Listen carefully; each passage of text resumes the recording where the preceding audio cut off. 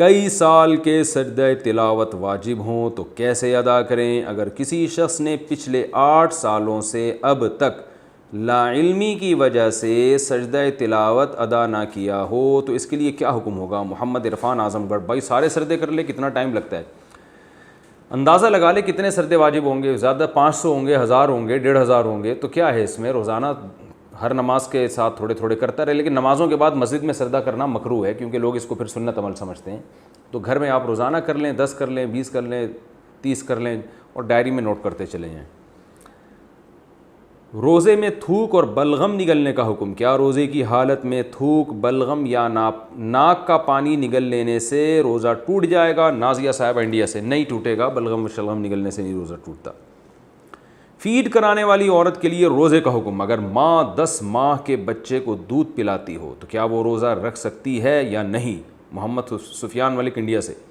بھئی یہ تو اسی ماں سے پوچھا جائے گا رکھ سکتی ہے یا نہیں۔ اگر رکھ سکتی ہے تو رکھنا فرض ہے، نہیں رکھ سکتی تو رکھنا فرض نہیں ہے۔ اب وہ رکھ سکتی ہے کیسے؟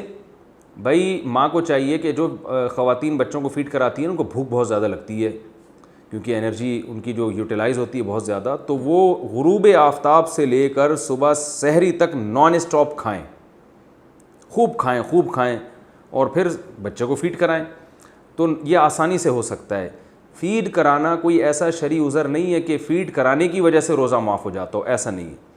لیکن اگر کوئی خاتون کمزور ہیں، جب وہ فیڈ کراتی ہیں تو ان کو بہت زیادہ چکر آتے ہیں یا بچے کو دودھ نہیں ملتا، دودھ پورا نہیں ہوتا اس کا، یعنی انہوں نے مغرب سے صبح سحری تک نان اسٹاپ کھا کے بھی دیکھ لیا، پھر بھی وہ دن میں ان کو اتنا وہ ہو جاتی ہے کمزوری کہ روزہ رکھنے سے وہ بچے کا دودھ پورا نہیں ہوتا، یا یہ کہ خود ان کی طبیعت خراب ہونے لگتی ہے، تو واقعی اگر ایسا کوئی مسئلہ ہے تو پھر روزہ چھوڑنے کی گنجائش ہے، بعد میں قضا کر لیں۔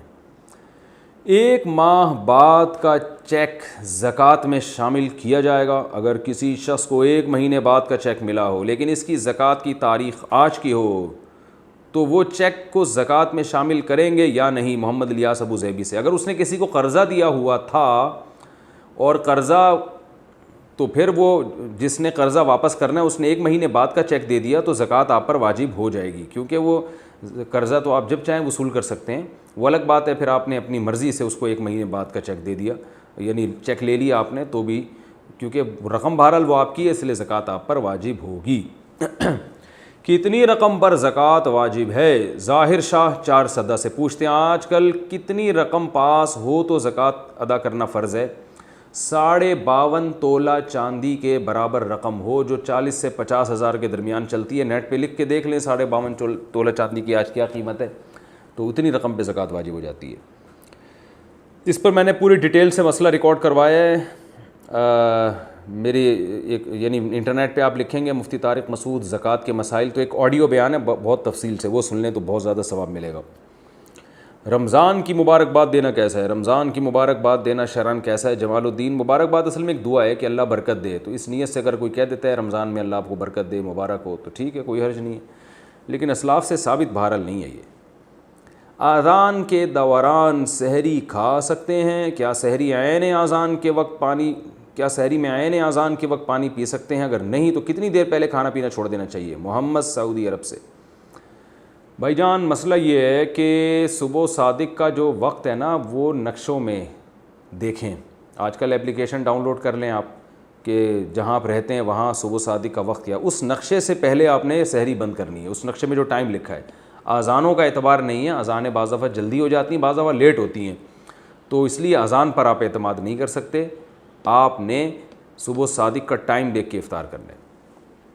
حیض کے دوران روزہ رکھنا کیسا ہے؟ اگر عورتیں حیض کے دوران روزہ رکھ سکتی ہیں یا نہیں؟ کیا حدیث میں آپ صلی اللہ علیہ وسلم نے اس سے منع کیا ہے؟ فرید اللہ خان، جی بالکل منع کیا ہے، اس پر امت کا اجماع ہے کہ عورت حالت حیض میں روزہ نہیں رکھ سکتی۔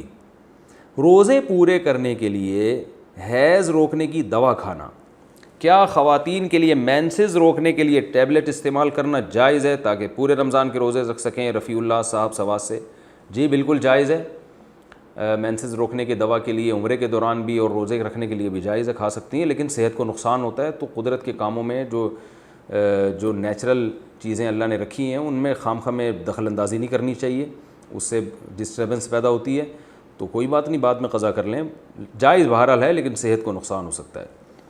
سحری اور افطاری کی مسنون دعا۔ کل میں نے ایک جگہ پڑھا تھا کہ روزہ کی نیت دعا اور افطار کھولنے کی دعا کسی حدیث سے ثابت نہیں، کیا یہ بات صحیح ہے؟ امرہ خان، روزے کی جو نیت ہے وہ بھی صومی غدن نویت من شہر رمضان، یہ تو بالکل بھی ثابت نہیں ہے، بس دل میں نیت کافی ہے روزہ رکھ رہا ہوں۔